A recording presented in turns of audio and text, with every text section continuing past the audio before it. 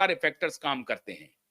लेकिन मैंने बार-बार देवेंद्र फडणवीस को यही कहा है कि आप सत्य के सहारे चलिए, सारे पॉलिटिकल फैक्टर धरे रह जाएंगे।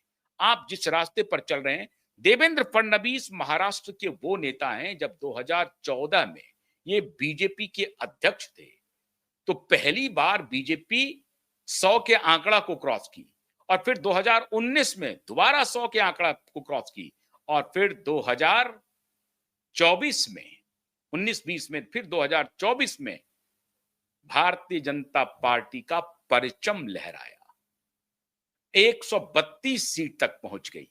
इसलिए मैं कह रहा हूं कि देवेंद्र फडणवीस को कमतर आंकना ठीक नहीं। हालांकि उनके दुश्मन बहुत सारे हैं, खुद बीजेपी के अंदर भी उनके दुश्मन हैं, मैं मानता हूं।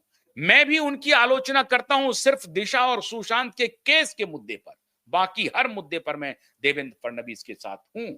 जो अच्छा काम वो कर रहे हैं, उनकी मैं सराहना हमेशा करता रहा हूं।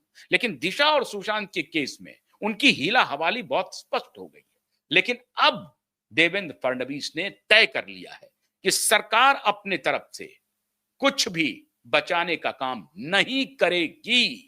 ये डंके की चोट पर मेरे पास इसकी सूचना आ गई है मित्रों कि सरकार अब उद्धव ठाकरे और आदित्य ठाकरे को नहीं बचाएगी, नहीं बचाएगी। क्यों? क्योंकि आखिरी जो तारीख थी, उस पर स्वयं चीफ सेक्रेटरी मौजूद थे, स्वयं चीफ सेक्रेटरी। क्योंकि अदालत के रेस्पोंडेंट नंबर 1 हैं, इस केस में रेस्पोंडेंट नंबर 1 है चीफ सेक्रेटरी। तो सबसे पहले शिकार चीफ सेक्रेटरी होंगे। अदालत पूछेगी भाई चीफ सेक्रेटरी को रिप्लाई फाइल करना है, उनके रिप्लाई फाइल करने का मतलब है कि चीफ सेक्रेटरी का दस्तखत होना चाहिए। चीफ सेक्रेटरी का दस्तखत क्यों नहीं है, और अगर नहीं है तो इसे कौन मना कर रहा है करने से? और उसके बाद फिर मुंबई पुलिस कमिश्नर की बारी आती है, फिर महाराष्ट्र के डीजीपी की बारी आती है।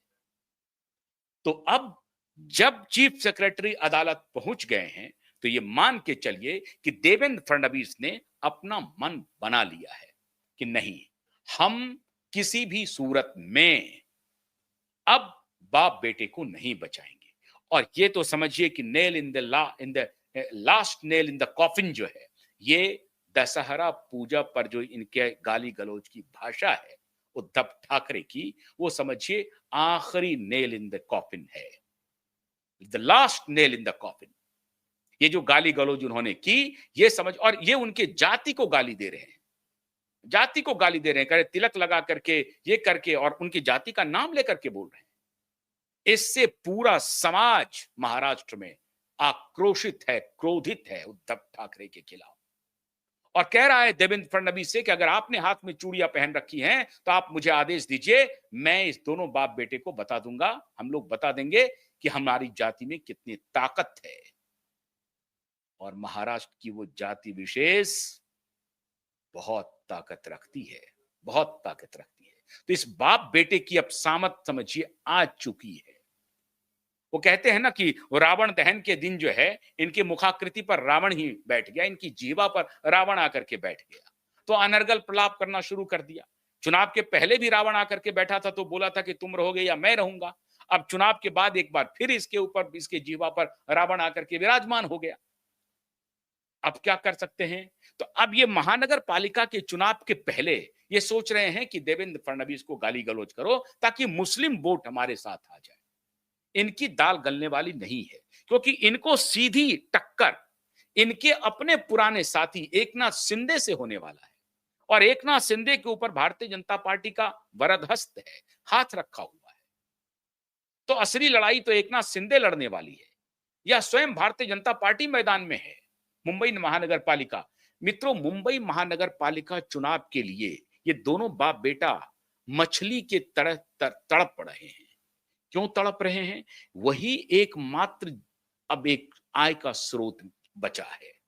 बाकी तो महाराष्ट्र भर से ये तस्लीम करते थे दोनों बाप बेटा, लेकिन मुंबई अगर इनके हाथ से चला गया, जो अभी तक थोड़ा बहुत बचा हुआ है, लोकसभा चुनाव में खत्म हो गया, विधानसभा चुनाव में खत्म हो गया, तो अब जो लोकल म्युनिसिपल का चुनाव है, म्युनिसिपल, वहां की म्युनिसिपैलिटी बहुत धनी है, दुनिया की दूसरी सबसे बड़ी धनी म्युनिसिपल एजेंसी है मुंबई। तो अब मुंबई से इनका रेडी वाले से, पटरी वाले से, गरीब लोगों से इनका हफ्ता बंधा होता है। अभी भी आप मुंबई की सड़कों पर जाएं तो आप पूरा गेटवे ऑफ इंडिया हो या कोई भी इलाका हो, बांद्रा हो, जुहू हो, किसी भी इलाके में चाहे फोर्ट का इलाका हो, कहीं भी चले जाएं, कोलाबा हो, हर जगह इनका जो गुंडा है वो रेडी पटरी लगाने वालों से हफ्ता वसूली करता है।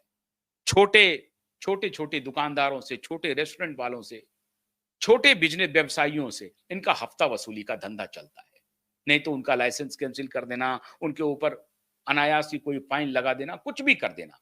इन दोनों बाप बेटों का सगल है। अब यही इनकी तड़पड़ाहट ये है कि किसी भी तरीके से इस कुनबे को बचाओ और मुस्लिम वोट को अपनी तरफ आकर्षित करो। तब और मुस्लिम वोट कब होगा? जब देवेंद्र फडणवीस को गाली देंगे। सिर्फ मुस्लिम वोट के लिए ऐसा कर रहा है। हालांकि लोकसभा में मुसलमानों ने इनको वोट दिया। इस बार मुस्लिम मतदाता इनको वोट करेंगे कि नहीं करेंगे कहना मुश्किल है। शरद पवार भी वहां पर हाथ आजमाएंगे, उनकी एनसीपी भी हाथ आजमाएगी, और इतना ही नहीं, अजित पवार की एनसीपी भी हाथ आजमाएगी। इनके लिए बहुत क्लीन फील्ड नहीं है मुंबई की महानगर पालिका की चुनाव। इनको बहुत क्लीन स्वीप मिलने वाला है, ऐसा बिल्कुल नहीं है। तो वहां अजित पवार की एनसीपी भी हाथ आजमाएगी, शरद पवार की एनसीपी भी हाथ आजमाएगी, एकनाथ शिंदे की शिवसेना भी हाथ आजमाएगी, भारतीय जनता पार्टी की भी आजमाएगी, और कांग्रेस को आप ऑब्सोलीट तो कर नहीं सकते हैं। कांग्रेस पार्टी भी अपनी हाथ आजमाएगी। तो अब इस दोनों बाप बेटे को लग रहा है कि अब मेरी कोई दुकान मुंबई में कम से कम चलने वाली नहीं है। कांग्रेस के तरफ से बड़ा झटका इनको बहुत पहले से मिल गया है, और शरद पवार ने भी झटका दे दिया है। अब ले दे करके इनकी दोस्ती थोड़ी बहुत जो बची है वो अजित पवार के साथ इनकी दोस्ती है, लेकिन अजित पवार अभी सरेंडर किए हुए हैं नरेंद्र मोदी के सामने।